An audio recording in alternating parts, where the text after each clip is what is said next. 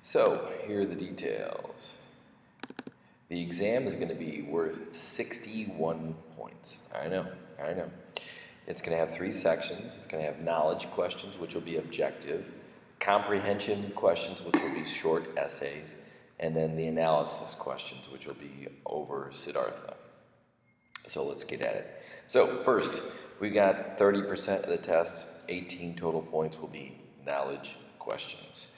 So in those questions, what you'll need to do is define or represent a course concept.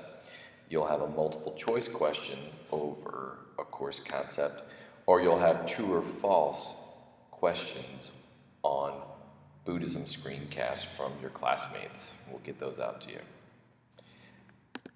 Next section, 44% of the exam, or kind of the heart of the exam, will be short essay questions where you need to demonstrate that you not only can define or represent, but can explain a course concept. That'll be 27 out of the 61 points.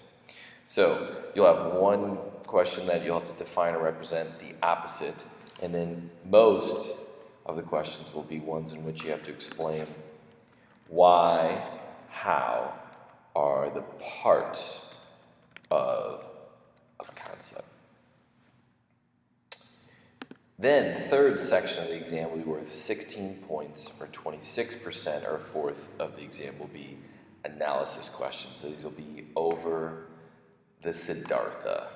And you have to, there's 5 sections of the book, so whatever section you didn't write your Siddhartha reflection on, then you have to write an essay on those.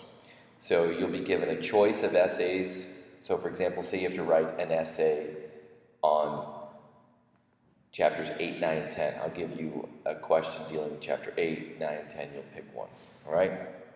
Briefly, you have to explain the scene that I name, and then you have to relate it to either a Hindu or a Buddhist concept that I name. So you have to not only explain the book, but then you have to relate it and talk about how it relates to the Hindu or Buddhist concept. And of course, for this section, you may use the you may use Siddhartha text. So, from the what do you believe concept, main one will be interreligious dialogue. You could actually forget about syncretism or fundamentalism. The indigenous concepts, you have the ones we've talked about: orality, place, dream time, view of the human person, and concept of God. Then you've got the Hinduism concept, the 4 yogas, the Hindu view of God, human person. For Buddhism, and of course, a majority of the exam will focus on Buddhism because you haven't had a quiz, so make sure you know all these. You've got the Buddha, the Eightfold Path, the Buddhist view of the human person and God, and of course, Shaul Hirschman's presentation from Friday. Then you have some important concepts or scenes from Siddhartha dealing with chapters 1 through 12.